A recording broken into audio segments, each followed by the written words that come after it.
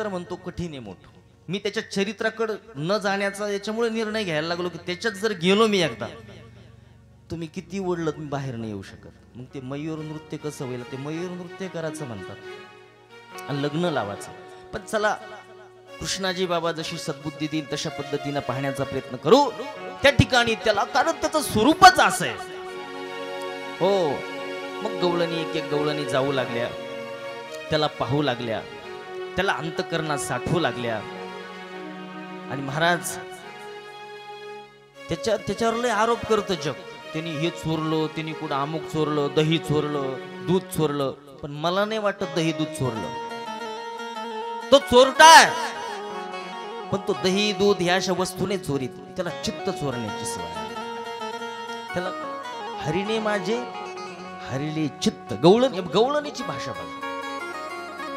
त्यांनी माझ्या चित्ताचं हरण केलं. जसे त्या गवळणीची इतकी ख्याती विश्वात काय, कारण त्यांनी त्यांचं चित्त हे कृष्णाला अर्पण केलंय. माझे हरिले चित्त हरिले माझे हरिले चित्त हरिले माझे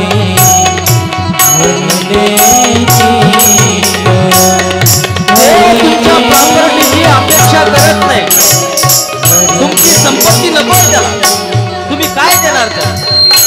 विश्वाचा माला केला ही सगळी संपत्ती त्याची काय देणार त्याला? तुमच्याकडून पैसे नको, त्याला तुमच्याकडून वस्तू नको.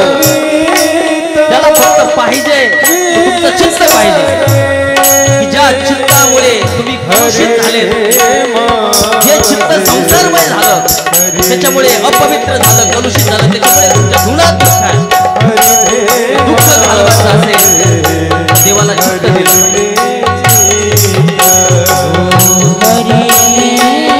माझे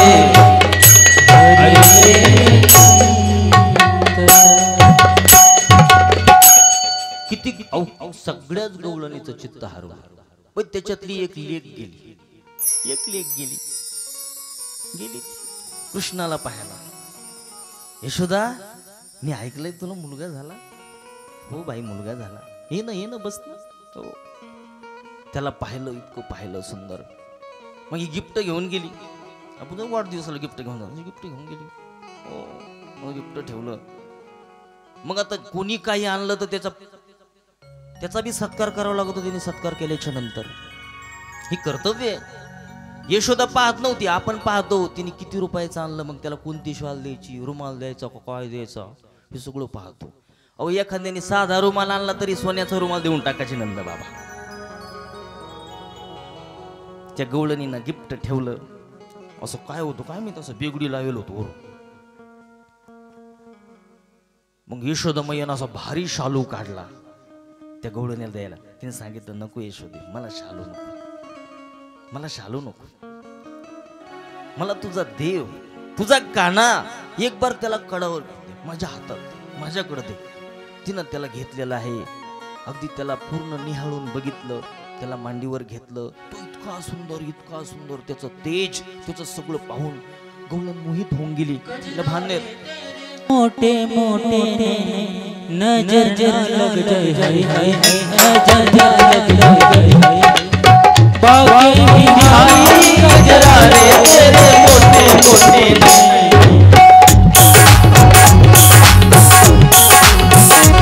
क्या बात ताई हाथ रखवाले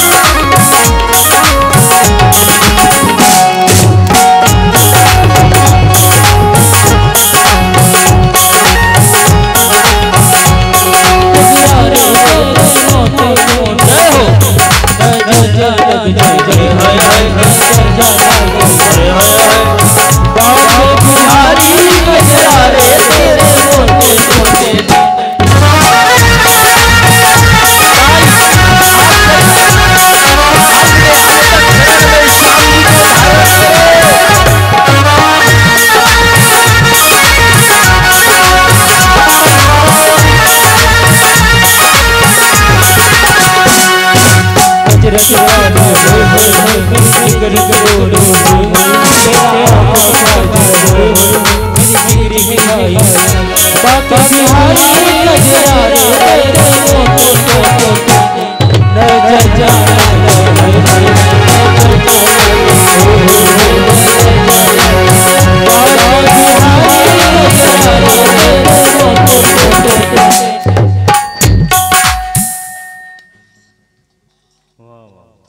टाळी वाजवा, टाळी वाजवा. अशा पद्धतीने त्या गवळणीने त्या देवाला असं निहाळून बघितलं. पण घटना काय घडली ऐका ना. ती मुलगी होती 14-15 वर्षाची मुलगी आणि त्या दिवशी तिला पाहुणे पाहायला आले. कुणाला? त्या मुलीला. घरी पाहुणे येऊन बसले सकाळपासून की जेच गेली त्या बाळाला पाहायला, कृष्णाला पाहायला, त्याला पाहिलं आणि ती सगळ्या परिवाराला विसरली, गोकुळाला विसरली, सगळ्या विश्वाला विसरली. विसर पडण्यासाठी तर कथा. कशासाठी कथा? संसार विसरण्यासाठीच कथा. देव प्राप्त करून घेण्यासाठी ही कथा नसते मंडळी. देव प्राप्तच आहे, विष्णुमय जग देव प्राप्तच आहे. देव अप्राप्त नाही, देव प्राप्तच आहे. पण मधी आलेला संसार हाच देवाचं दर्शन होऊ देत नाही. आणि त्या संसाराचा विसर पडण्यासाठी कथा आहे. त्यांनी देवाला, ज्याने देव पाहिला ना त्याला संसार दिसणार नाही. तुम्हाला दोन्ही गोष्टी दिसू शकत नाही. एक तर संसार दिसल, नाही तर देव दिसेल. ज्याला देव दिसल त्याला संसार दिसणार नाही. अम्मा संसार काय करी, करू याची कथा, नामाचा गजर अम्मा संसार काय करी. तुकाराम महाराज या कन्हैयाच्या भक्तीच्या बळावर संसाराला धमकी देतात, संसाराला गाडतात. अशी पावर आहे कृष्णाच्या भक्तीमध्ये. गवळणीनं त्याला घेतल्याच्या नंतर अगदी मोहित होऊन गेली. अतिशय त्याच्यामध्ये त्या भक्ती विश्वात डुबून गेली गवळण. सकाळी 8 वाजता गेली, 9 वाजले, 10 वाजले, 11 वाजले, 12 वाजले, 1 वाजला, यायचा पत्ता नाही. सुनेला सांगितलं अगं ती जाय, तिला जरा बोलू ना. सकाळपासून जाऊन बसली ती यशोदेच्या घरी. तिला पाहुणे पाहायला आले घरी, ती तिकडं खपली. तिला पाठवलं. पाहुणे, पहिले पाहुणे महाराज 8-8 फूट माणसं राहायचे पहिले. सासरात असा विचित्र होता, असले मिशा होत त्याच्या. होणारा सासरा असले मिशा, एक मिशीवर एक नारळ बसल, असले मिशा होते त्याच्या. गजब. आणि महाराज 9-10 जण येऊन बसलेले. बरं पहिलं तर तिचं 2-3 वेळा मोडलं, जमत नव्हतं. इकडून तिकडून पाहुणे आले, ती जाऊन बसली तिकडं. तिला सांगितलं बाई अगं तुला पाहुणे पाहायला आले. कशाचे पाहुणे? जे कृष्णमय झाली तिला काय, पण संसारच नाही तिथं पाहुणे कुठून येणार. पण तिला असं हलवून तिला उत्थान केलं, देहावर आणलं आणि मग घरी आणलं. घरी आणल्याच्या नंतर आई शिव्या द्यायला लागली. का ग छन्नाल भावली असं म्हणतात ना, ठीक आहे असंच का? सकाळपासून तिकडे जाऊन खपली, पाहुणे आले घरी पाहायला तुला, तिकडं काय? जिना कृष्णाला पाहिलं तिला काय करणार आहे पाहुणे, आणि तिला काय करायचं ते पाहुण्यावर. पण कर्तव्य असतं. भानावर आल्यानंतर आई आई पाहुणे आले, ठीक आहे ठीक आहे ठीक आहे. जरा जरी काय झालं तुझा चेहरा बघ, जरा नटून खटून ये. लगेच सगळे व्यवस्थित आली, पाहुण्यासमोर बसली. सांगितलं हा काय काय ते पहिल्या जमान्यात बरं का. आता किती शिकली, किती हुकली. आता विचारतात मुलगी किती वेळ मोबाईल चालवतात, कुणा कुणाला मेसेज, जाऊ द्या पुढचं सांगत नाही. असं सोशल मीडियाच्या माध्यमातून बघा ना तुम्ही काय झालं विश्वाचं. सगळं अवघड झाला कार्यक्रम. पहिलं विचारलं हा तुझं नाव काय? हो ते सांगितलं माझं नाव अरुंधती आहे. अच्छा अच्छा हो छान छान नाव, छान नाव, छान. काय काय येतं मुलीला, काय काय येतं? बापाला विचारायला लागली. सर्व येतं माझ्या मुलीला. कापूस व्यस्त येतो? हो कापूस व्यस्त येतो. खुरपण? हा. घरातलं काय काय येतं? अहो काही बी येतो. माझी मुलगी एवढी हुशार आहे, तिला काही सांगत तुम्ही. कसलं बी, चहा पासून तर ढोकळ्यापर्यंत, सकाळी नाश्त्याचं, दुपारी मेनू काही बनवायला लावा तिला. शाही पनीर, मटर पनीर, मलाई कोफ्ता, मिक्स वेज, दाल मखनी, दाल फ्राय, अमुक तमुक. स्वीट मध्ये बे बालुशाही. हो रबडी खाल्ली का तुम्ही? वृंदावन को जाओगे तो पहिले रबडी खाओ ब्रजवासी में, तर तो आनंद आता है. आपल्यासारखं खात नाही. वा चकाचक माल चाहिए सब. ठाकुर जय वृंदावन से होने वाला है. ते वरण चपाती, ते वरण चपाती तुम्हीच खाते. हम चकाचक खाते भाई. चक माल खाता इसको. त्याला जर वरण चपात ठेवली तर पाय आदळत होते. तांडव सुरू करतो तिथं आश्रमात. हे डबे पाड, ते पाड, हे खाट पाड, एकदमच पेटत. आणि मग असं गाय त्यांनी सांगितल्या तुला गाई दिल्या इथं, दूध निघालं 40 लिटर, जरा खाऊ घाल ना मला.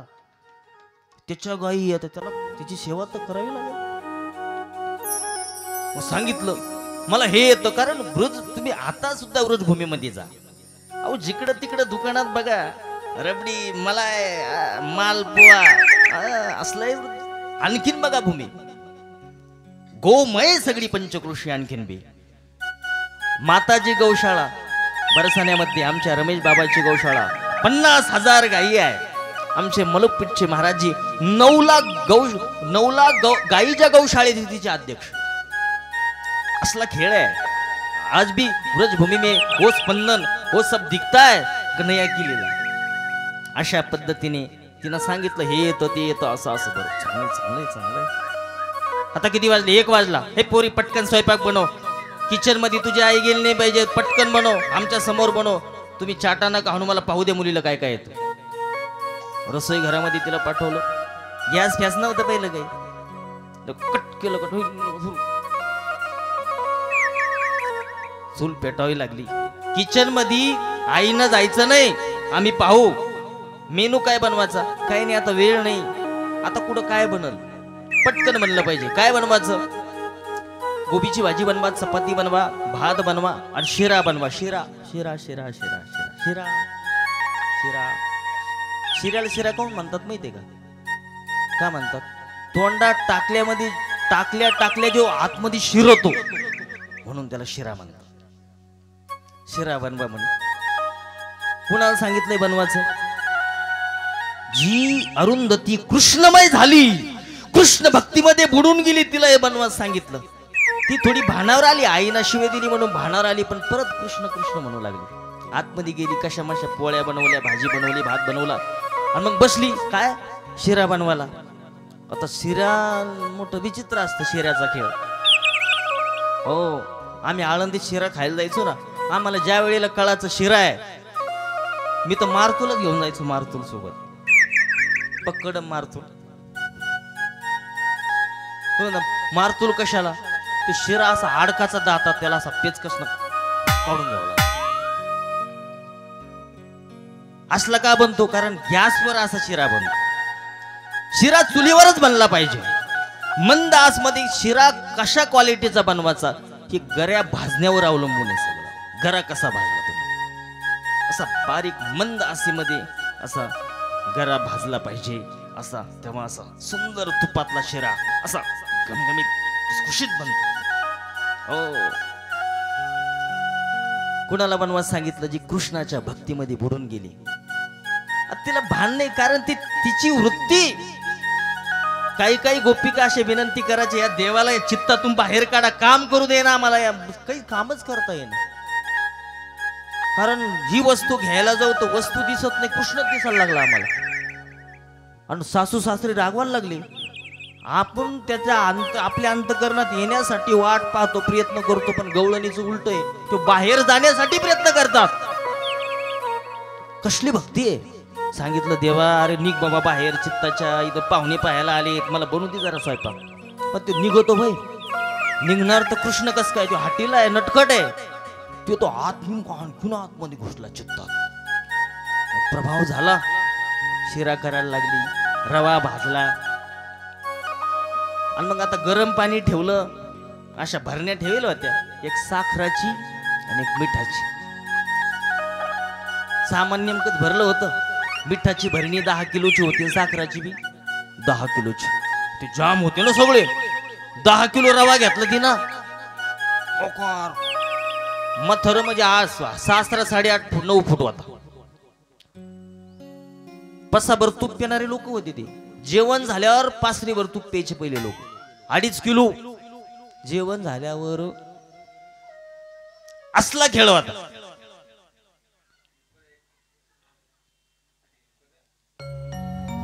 अशा पद्धतीने शिरा चालू केला. हो शिरा भाजला. संगीत द्या. शिरा भाजला. शिरा भाजल्याच्या नंतर महाराज गरा भाजला. जरा लक्ष द्या. एक जास्त लीला सांगणार नाही होता, एकच लीला सांगणार, कारण मला बी भान नाही राहत म्हणजे एकदा कृष्ण चरित्रात घुसल्यावर. हो ते गरा भाजून घेतला. पाणी टाकलं पण त्याच्यात साखर वताच्या ऐवजी काय ओतलं तिला? दिलं नमक होत. किती? 10 किलो. 10 किलो नमक तिच्यात ओतलं तिला. त्या शिर्याचं काय झालं असेल याची कल्पना तुम्ही करू शकता. त्याचा परिणाम काय येणार आहे याची कल्पना तुम्हीच करा. अरुंधती भानावर नाही, नमक पतून दिलं, शिरा झाला, वरून काजू टाक. आता काय काही जरी ओतलं त्याचा काय परिणाम येणार आहे? कारण तुम्हाला जास्त माझ्यापेक्षा माहिती आहे, तुम्हाला अनुभव आहे. इतकं जरी जास्त झालं काय कशात? तिखट भाजीत काय होतं घरात? अख्खं तांडव सुरू होतं का? किती किती इतकं गिळव ना. काय होतं इतकं जास्त झालं तर गिळव ना. काय काय तू काय फार मशनात चालला हा? पण ते ताट काय फेकून तो कोई कोई तो डबीच फेकून देतो. 5 किलो फेक असलं सुरू होत. खोटी गोष्ट आहे का? हा इतकं जास्त झाल्यावर हिनं किती होतील? 10 किलो. अब क्या होगा? अरे भगवानी जाने क्या होगा. सांगितलंय पोरी 2 वाजले स्वयंपाक बनला नाही. सासरं लागलं वरडाला. सांगितलं हा बनला बनला. काजू बदाम वरून हल्ली. सांगितलं बनला हा. आता चल बाहेर व्हायचं. आईनं सगळं ती ताट वगैरे केले.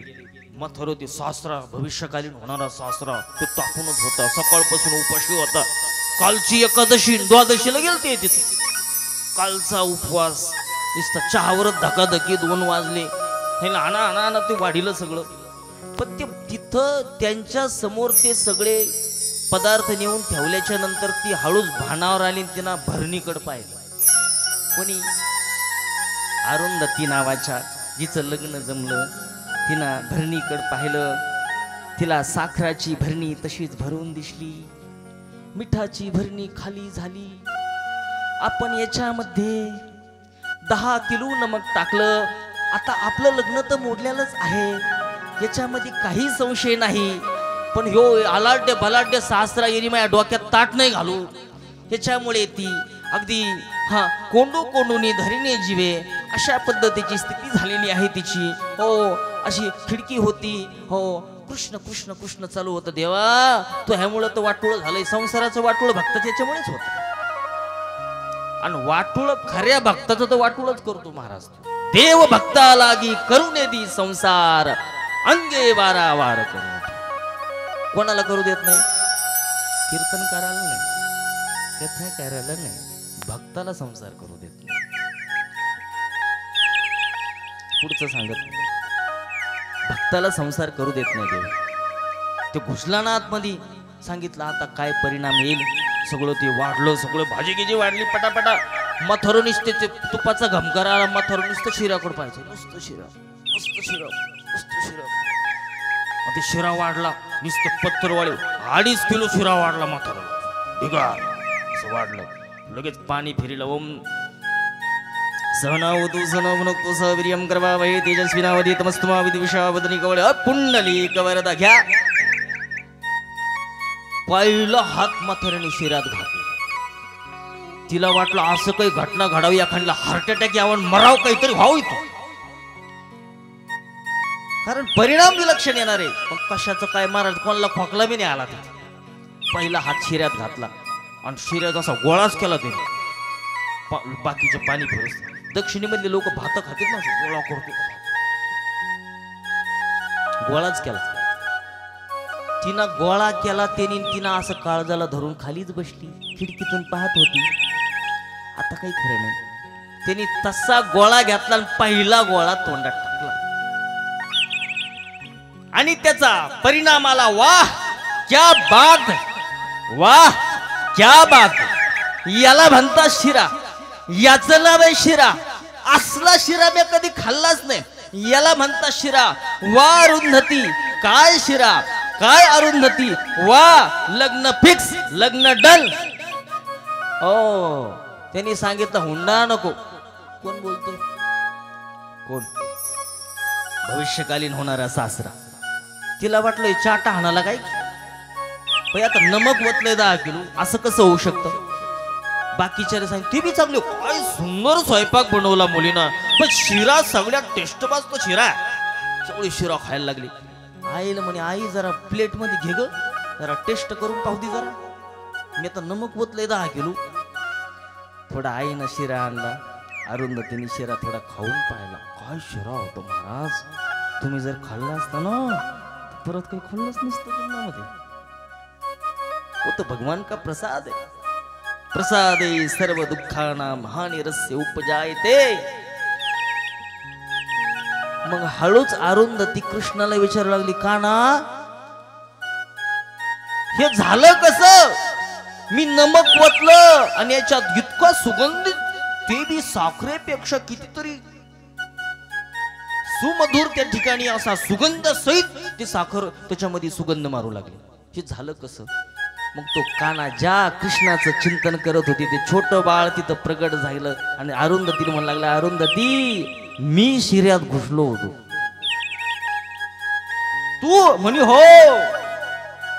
याला सवय कशाची, घुसाची. कशा तो घुसतो महाराज. हे ज्ञानोबराईच्या भीतीत घुसला होता. माऊलीची इच्छा झाली की भीत चालली पाहिजे, अशी इच्छा होता. माऊलीचा संकल्प. महाराज देव तर हातच जोडून राहतो माझ्या माऊलीच्या अंतकरणात. काय संकल्प, काय इच्छा निर्माण होतो. भीत चालली पाहिजे. समोरून चांगदेव येतोय आणि तो अतिशय क्रोधायमान होऊन येतोय. हो सांगितलं भिंती तू चाललं पाहिजे.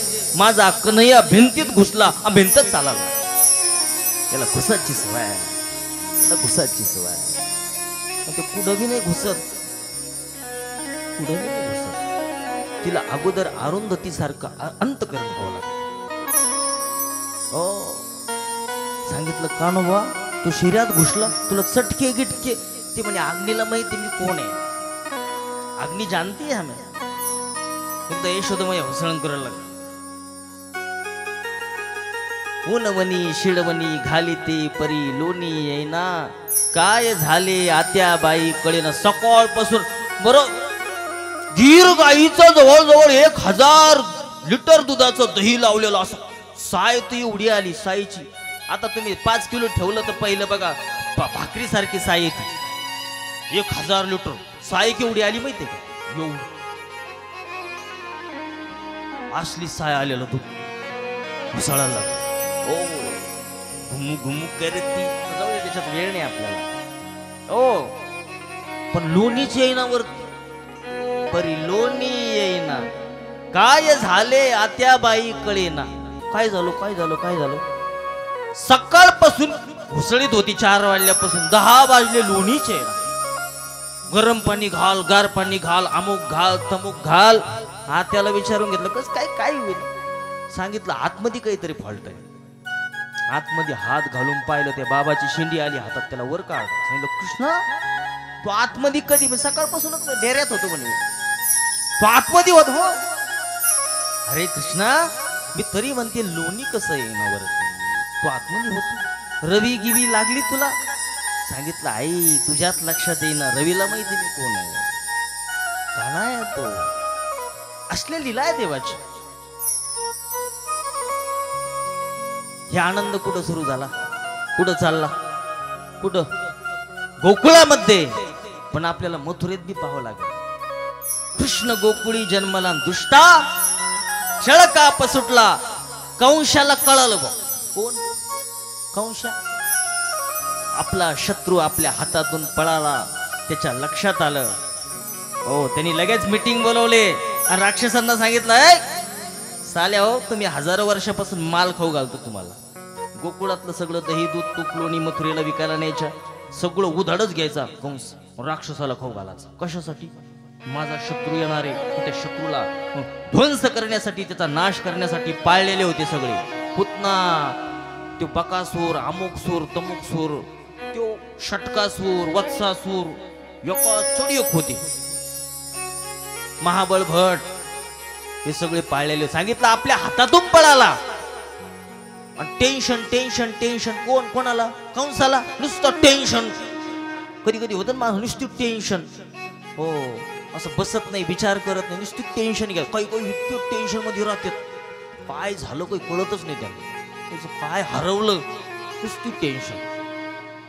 पुतनाने पाहिलं, कंसा अरे तू चक्रवर्ती सम्राट राजा आहे, तुझा चेहरा पाहिल्याच्या नंतर मला लाज वाटते तुझ्याकडे. तू इतका चिंतामग्न कसा आहे? सांगितलं काय सांगू पुतना, शत्रू हातातून गेला. शत्रू? कोणता शत्रू? कोणत्या शत्रूची गोष्ट करायला लागला? कोण येतो? ह्या लोकात राहतो की परलोकात राहतो? स्वर्गाचा राजा आहे का इंद्र? जाऊ का त्याच्याकडे? दाखवू का त्याला? कोण म्हणाल? कोण म्हणतंय? पुतना बलाढ्य. कुठे आहे तुझा शत्रू? अगं शत्रू म्हणजे लय बलाढ्य नाही, पोरग आत तशी काय उत्तीर्ण झालंय कुठं गोकुळामध्ये. अरे थांब, 5 मिनिटात जाऊन मारून येते. सांग पुढे येतो.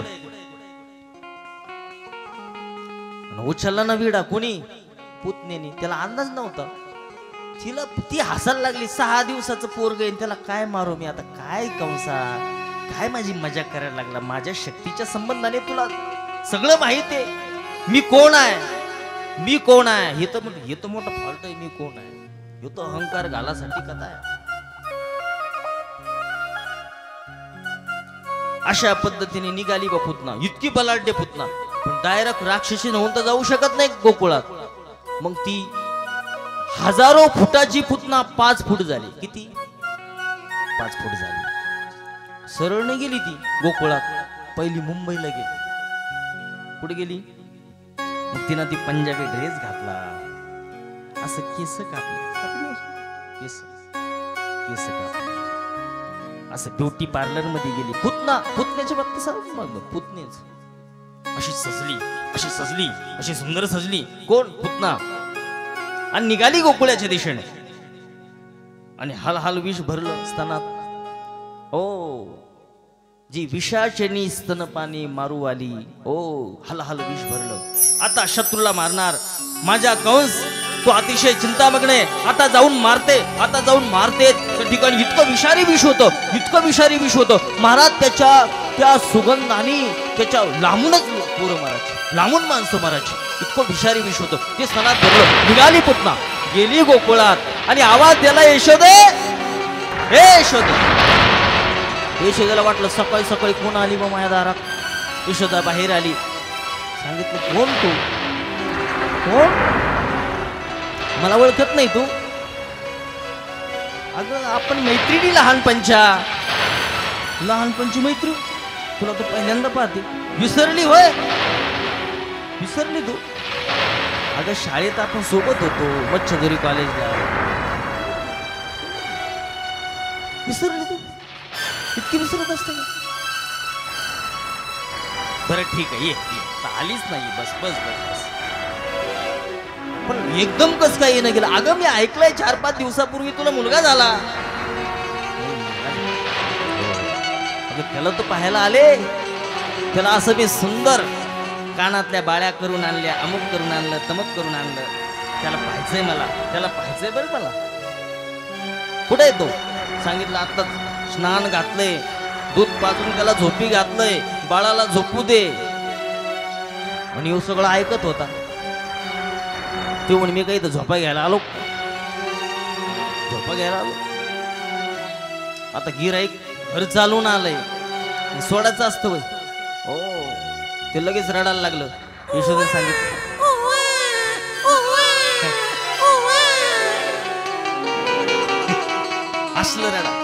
असलं रडत होतं. असलं रडायला लागला. हो, मग त्या ठिकाणी यशोदेने सांगितलं बाई दुरून आली तू, आता मी आता किचन मध्ये जाऊन काहीतरी तुला बनवते, पंचपक्वान बनवते.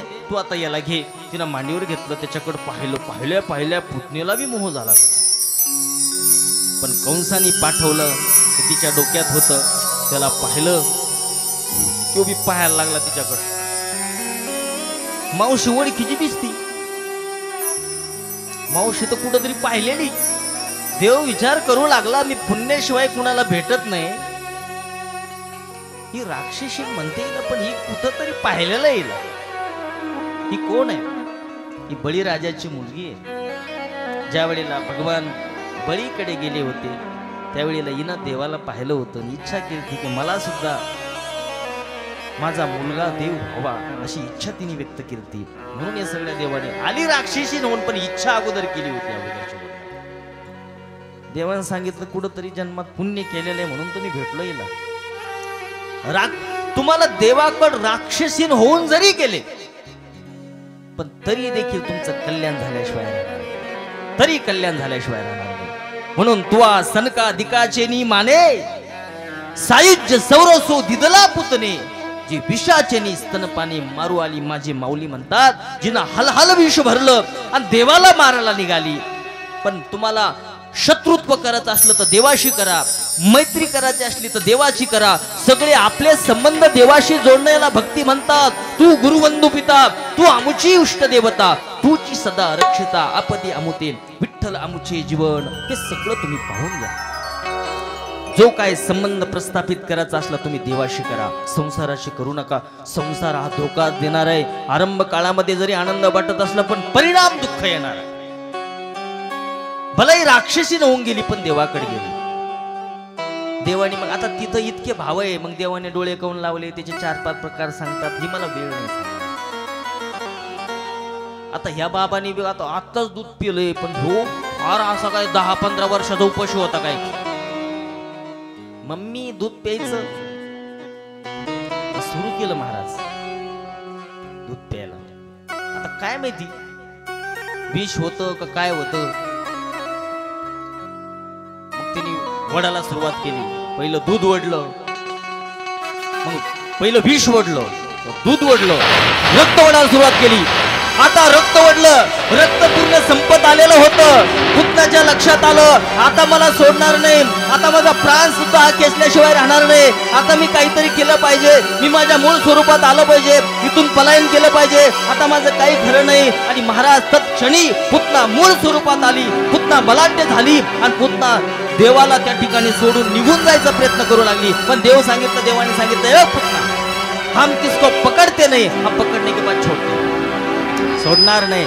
देवा ती सोडाचा मस्त प्रयत्न मुंच सोडतो वय, तू सोडतो वय, सोडणार नाही. जोपर्यंत तुझं कल्याण करणार नाही तोपर्यंत तुला सोड. मग तिथं पडली. मग चंदनाचा सुगंध, ते जाऊ द्या, सगळ्या गोष्टी आता पाहून घ्या. हे कुठं चाललं, हे मथुरेचं सगळं सांगायला लागलो. बातमी पाहता पाहता पोहोचली कुठं, मथुरेत. अशा चर्चा लय लवकर होतात. कुठं काय झालं, कंसाच्या कानावर गेली, पुतना गयो, पुतना गेली. आता अवघड झालं. मग देवाच्या हळूहळू तिकडच्या लीला सुरू झाल्या. आता 11 वाजले माऊली. आता फटाफट देवाला मोठं करायचं. आणि इतकं मोठं करायचं डायरेक्ट लग्नच लावायचं. आता लग्न काय माहित किती लागत आहे. पहिलं लग्न तर रुक्मिणी सोबत आहे, दुसरं लग्न जामवंतजी त्यांची मुलगी जामवती, सत्यभामा, हे सगळे ते 8 विशेष लग्न. मग जरासंधाच्या कैदीमध्ये असणाऱ्या अनेक त्या काही मुली धरून आणल्या होत्या, 16,000. हे असे देवाचे लग्न. मग लग्न लावासाठी तुम्ही तयार आहे? कुणाचं लग्न लावायचं? कारण उद्या असा भाव आहे, उद्या कृष्ण सुदामा आहे, त्याच्यात भरपूर वेळ जाणार आहे. म्हणून या ठिकाणी आपल्याला हे आजच उरकाचं. कसं करायचं? आज लावायचं, उद्या लावायचं लग्न.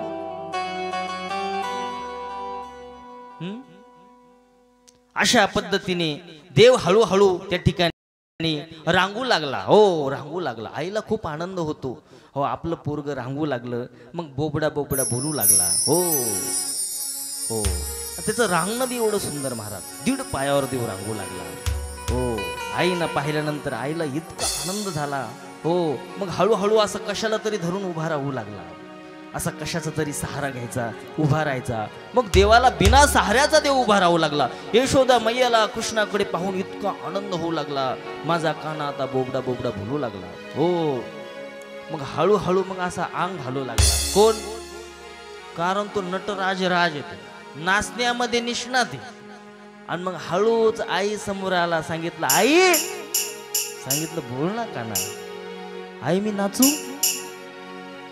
नाचू? नाचतो होय, नाचू का? नाच ना. बघ आता कसं नाचतो. त्यांनी नाचाच्या अगोदर सगळं कनेक्शन जोडलं. कुठं? घरातल्या सगळ्या भांड्याला, पराती उलथाने जितके होते ते कनेक्शन सगळं विश्वाला कनेक्शन त्याच आहे. कधी कोणाची लोड शेडिंग करायची, कधी काय करायचं ते ठरवतोय. तिने हळूच असं कनेक्शन जोडलं. बघ आईला लीला दाखवायचे ना, भांड्याला कनेक्शन जोडलं आणि मग असं हळूहळू नाचू लागला. कोण? कोण? कृष्ण. त्यांनी नाचाला सुरुवात केली की आतमधले भांडे बी नाचाचे, पराती नाचाच्या, उलथानी नाचाचे, भांडे सगळे. बरं उतळणीना मी नाचाला सुरुवात केलो, धडाधड खाली पडल्या होत्या. यशोदा आतमध्ये जाऊन पाहिली, तिला वाटलं बाई काही भूकंप झाला काय की. सांगितलं का ना, झालं कस काय? सांगितलंय थांबायचं का सगळं? हा लगेच थांब. तो नाचाचं थांबला, सगळे भांडे थांबायचे. तिने बाई का ना, नाचू गिचू नको, घरगीर पाडीशी. हो नाही थांब म्हणे, आता काकीची जाऊन नाचून दाखवतो. गेलाच काकीची.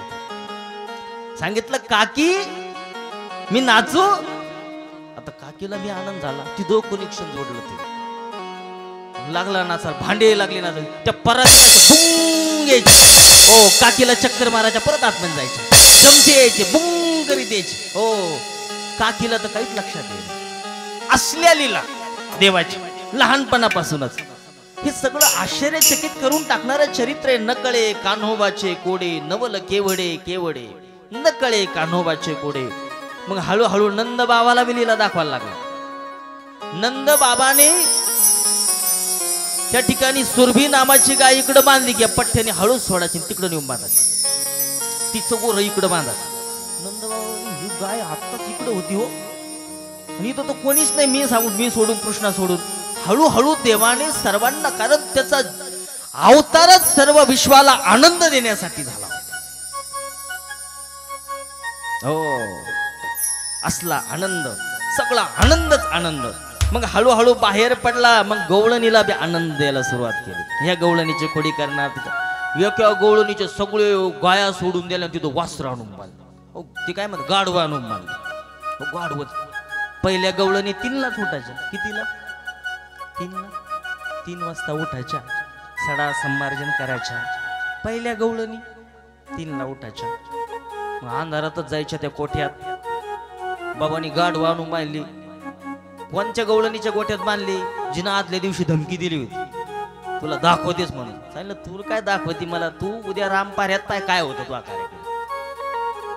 मोकार लाता बसल्या. हो, लगेच डायरेक्ट ऍडमिट जालना हॉस्पिटलला गवळणी. असली खोडी करायची.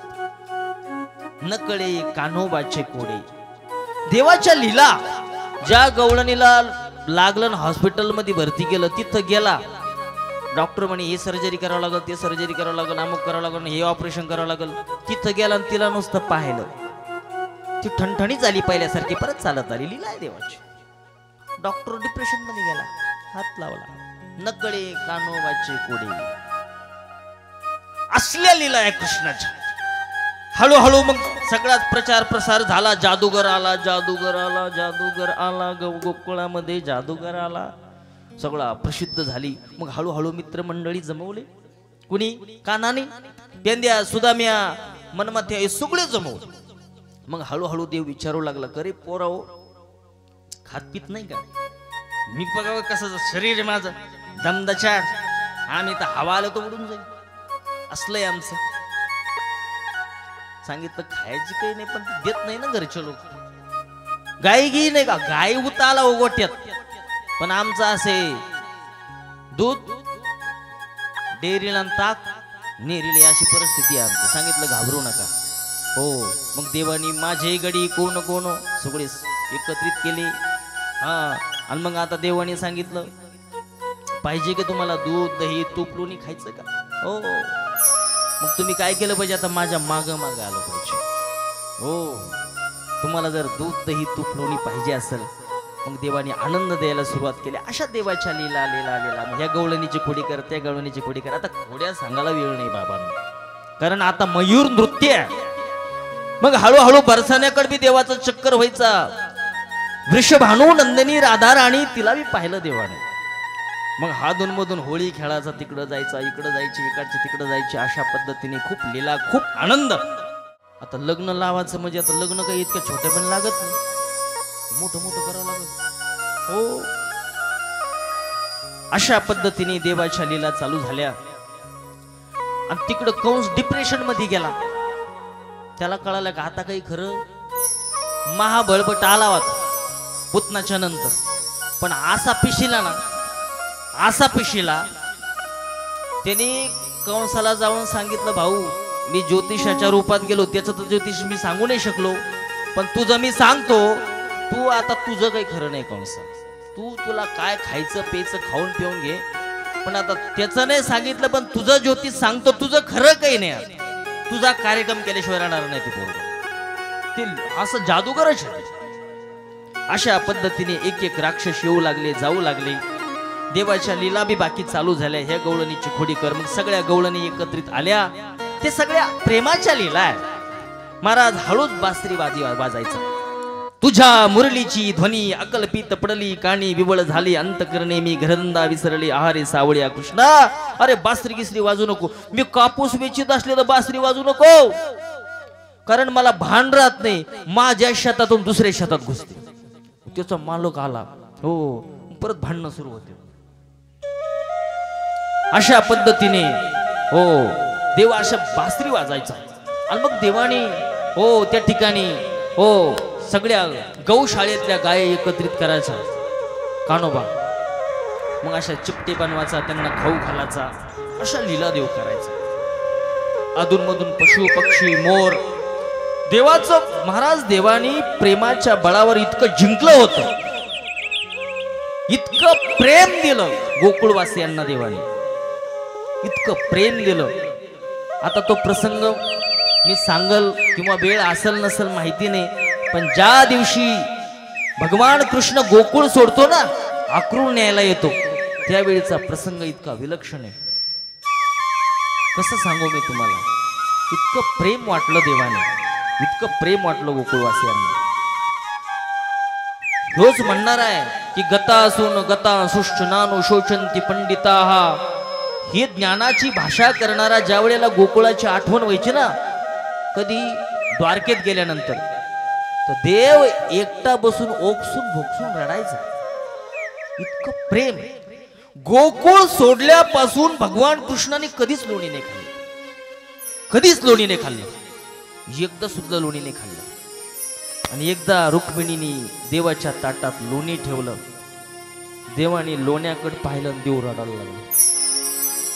सांगितलं रुक्मिणी असा अपराध कधी करू नको. रुक्मिणीच्या लक्षातच येईना आपण काय अपराध केला. मी देवाच्या ताटात लोणी ठेवलं, मी काय अपराध केला. रुक्मिणी असा अपराध करू नको. माझ्या समोर लोणी कधी वाढत जाऊ नको, मला लोणी दाखवत जाऊ नको.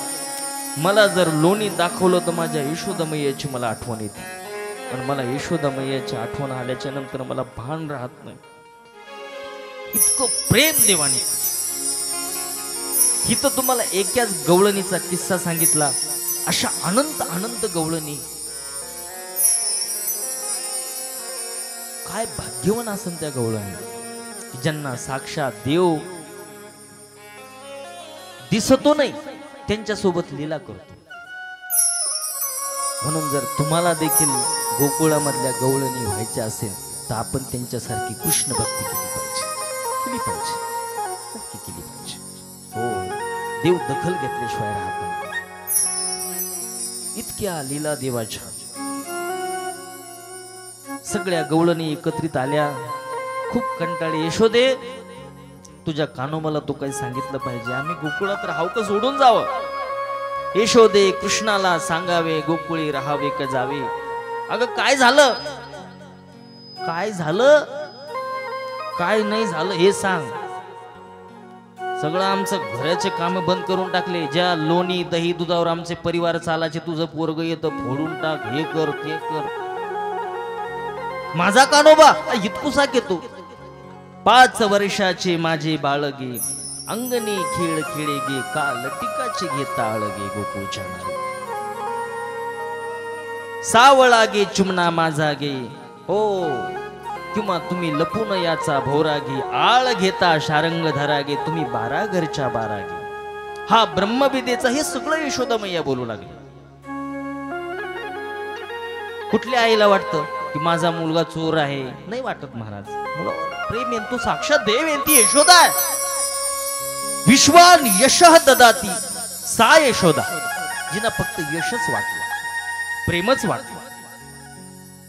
म्हणून तो देव घरी आला ना. यश वाटावं लागतं, प्रेम वाटावं लागतं, शिव्या वाटावं लागत नाही जगाला. तेव्हा देव येत असतो. जो यश वाटतो त्याच्या घरी देव येत असतो.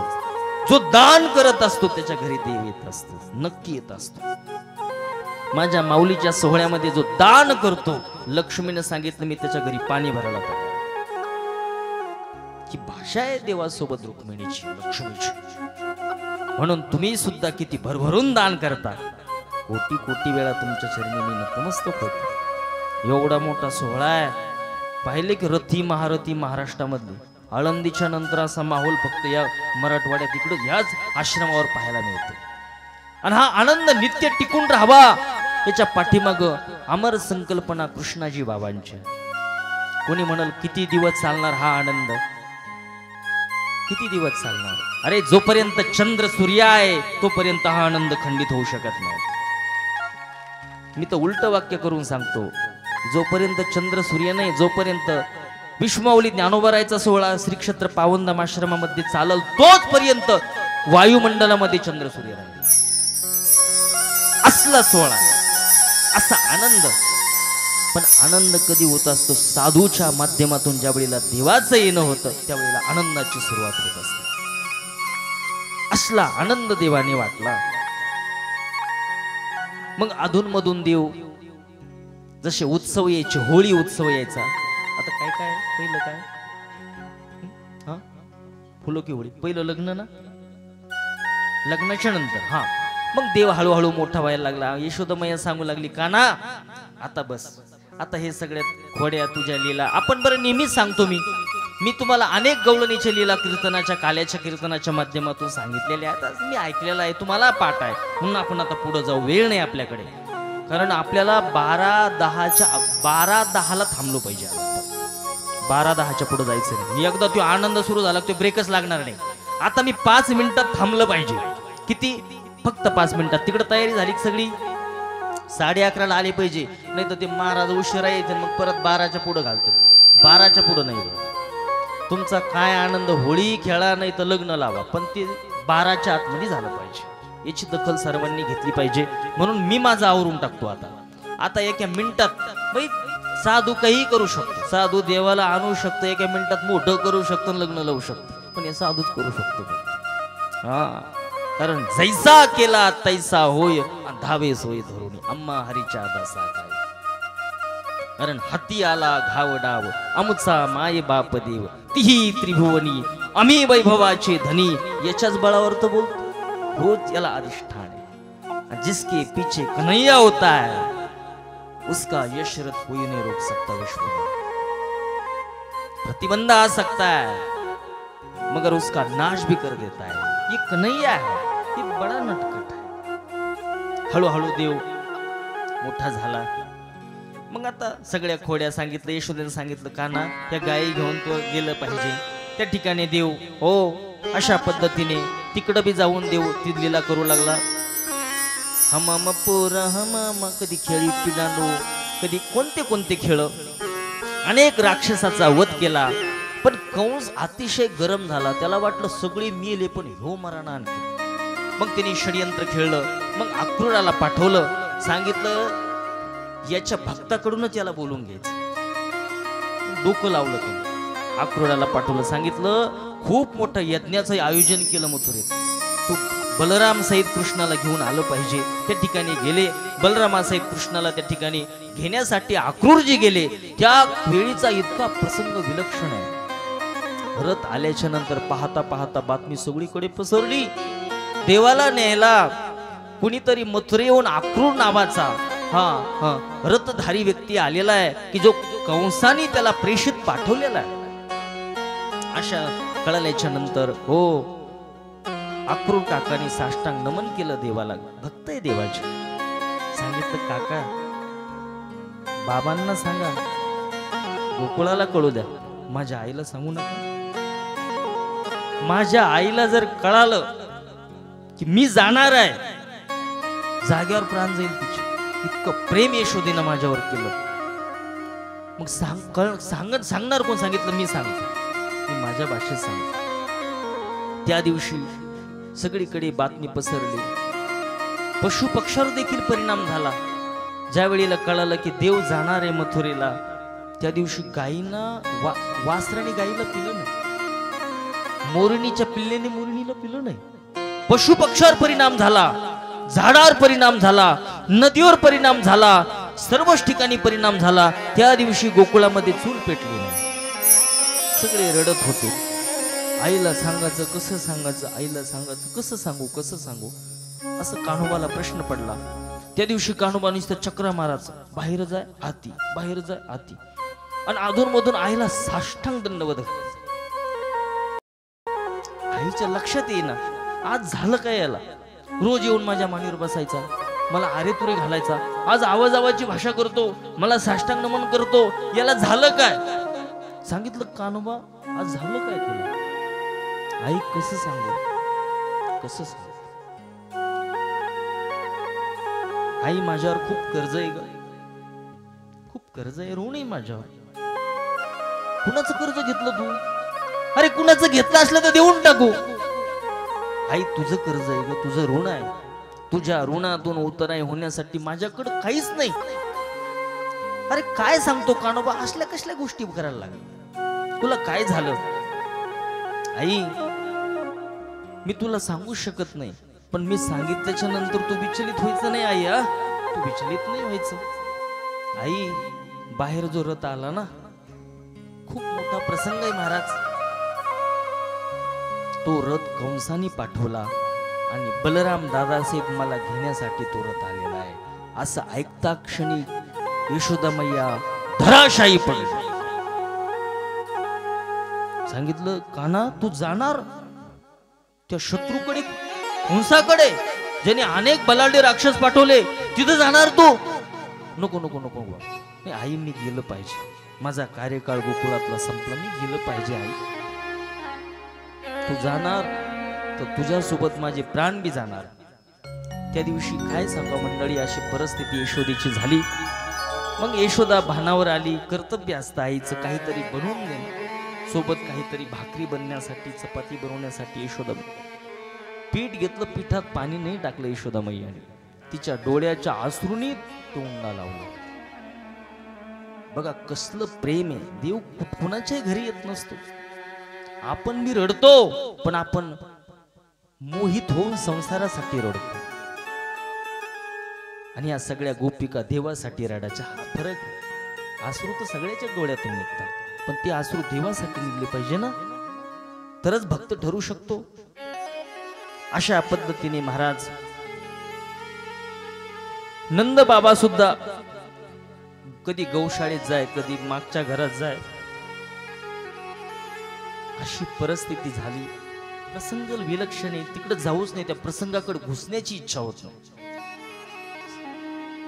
आणि महाराज देवाने सांगितलं दादा आपण गेलं पाहिजे. दुष्ट खूप नको नको ते सप्ते बंद करायला लागला, मंदिर पाडायला लागला. आपण लवकर गेलं पाहिजे दादा. उद्याचा कार्यक्रम केला पाहिजे कंसाचा. बळीराम दादाला सांगितलं. नंतर सांगितलं कान्हा बिलकुल जायचं आपल्याला उद्या. पण ज्या वेळेला मथुरा लक्षात आली की देवाला राग यायचा, पण गोकुळ पाहिल्याच्या नंतर देवाला रडायला यायचं. देवाची स्थिती अशी विचित्र झाली. आईच्या चरणी परत परत नमन करायचा, परत उठायचा. मग गवळणी विचारू लागल्या, यशोदे तुझ्या दारात रथ आहे, कशासाठी आला? गवळण म्हणती यशोदेला, कोठे गे सावळा, का रथ शृंगारीला, सांगे ओ मजला. अक्रूर उभा असे, बाहेर जो अक्रूर आला ना, तो देवाला न्यायला आला. मग गवळणी त्याला शिव्या देऊ लागल्या, अक्रूरा चांडाळा, तुझ कोणी धाडीला, का घात करू आलास? वदिशी सगळं, जसं तुझं नाव आहे तसंच काम आहे तुझं, अक्रूर तुझे नाम तैसीच करणी. मग आपलं जास्त अडकायचं नाही. ते भूमी पडल्या व्रजबाळी, देवाने सांगितलं, अक्रूरा रथी चढले वनमाळी, अकांत गोकुळी, भूमी पडल्या व्रजबाळी, कोण त्या सांभाळी, नैनीच्या व्रजकाळी. हे सगळं संतांनी वर्णन केलं. महाराज पाहता पाहता रथ गेला निघोनी, रथ गेला महाराज, मथुरेत रथ गेला. आणि देवाला प्रचंड राग आला. सांगितलं सोडणार नाही कुठल्याच हरामखोराला. देवानी प्रवेश करायच्या अगोदरच कार्यक्रम करायला सुरुवात केली. जो जिथं दिसल त्याचा कार्यक्रम तिथं, एक एक एक एक एक एक मारीत देवानी. शेवटला हो आपला सक्का मामा कोण, कंशा, त्याच्या छाताडावर बसून देवानी छाती फाडली, रक्त पिलं तिथं. त्याचा देव याला देव म्हणजे कंस मेला. आपल्या बी अंतःकरणातला कंस मेला पाहिजे, आणि अहंकारच कंस आहे. अशा पद्धतीने हा कंस मेला. त्याचे अनेक काही चांडाळ चौकटी, त्याचा बी नाश केला. वेळ नाही आपल्याकडे आता. आता आपल्याला लगेच देवाला कुठं न्यायचं? द्वारकेत, कारण टाइमच नाही. तिथला सगळा कार्यक्रम आवरून देवानी वेगळ्या नगरीची योजना केली. द्वारका नगरी खूप सुंदर नगरी.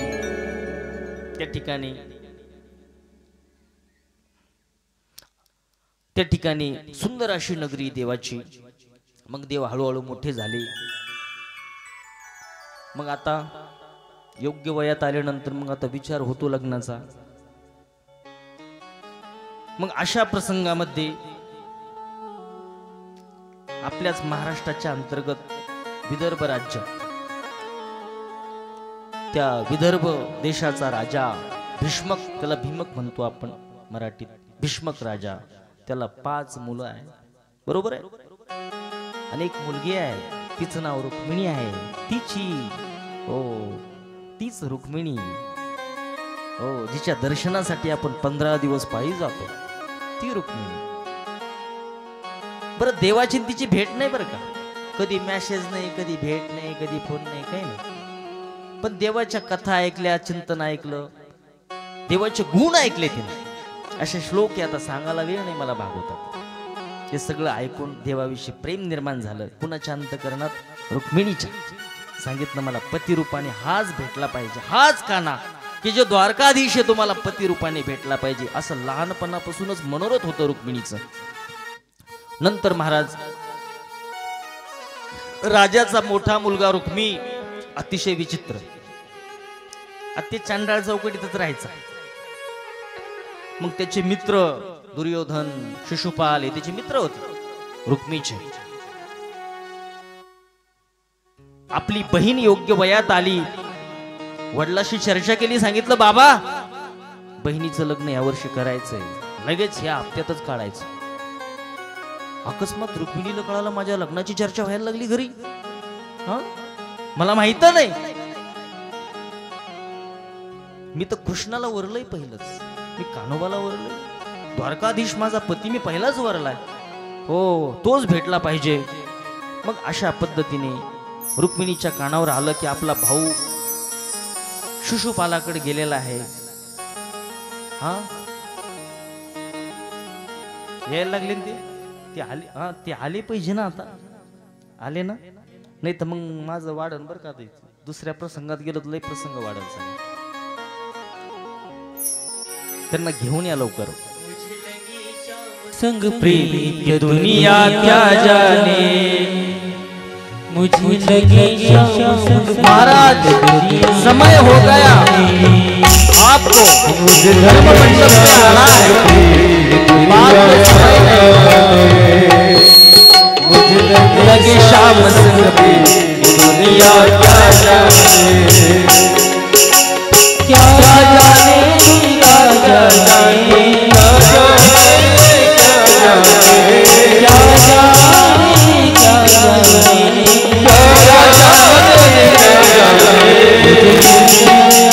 मुझे मिल गया ये चौकी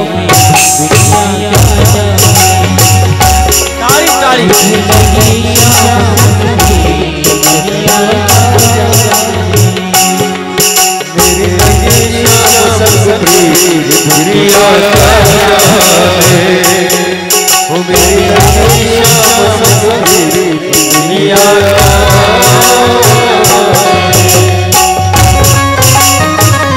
ताली ताली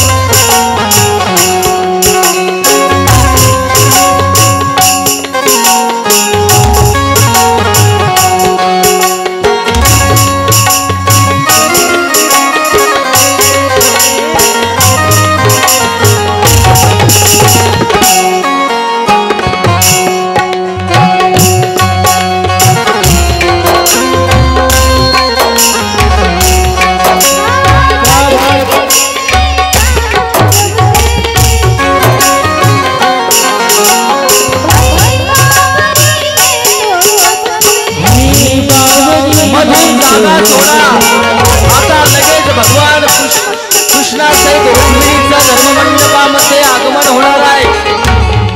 लगेच लग्नाची तयारी करायची आहे बाकीच्या मंडळींनी. दुनिया क्या जाने मुझे लगी शाम संगती दुनिया क्या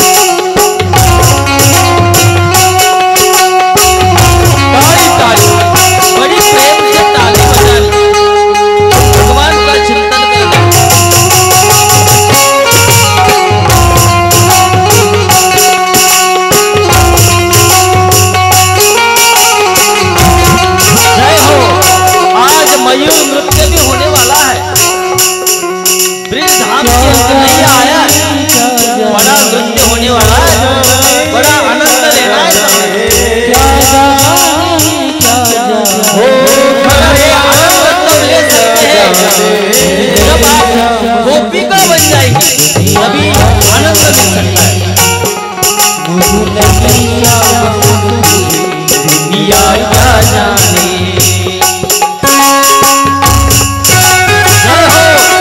मयूर भगवान आज भगवान मोह होने वाले हैं और रुक्मिणी का भी हरण करने वाले हैं. ऐसे नटखट कन्हैया है.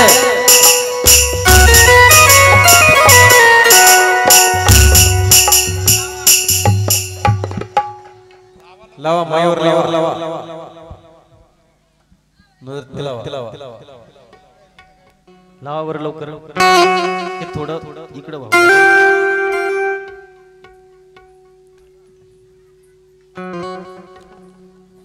पहिला मयूर नृत्य ना मयूर नृत्य. हाँ बोलिए मयूर भगवान की. हाँ आज मोर भयो काना काना आज मोर भयो. श्री राधे मोहे ब्रज को मनैयो मोर नाचू ताता थई थई. श्री राधे मोहे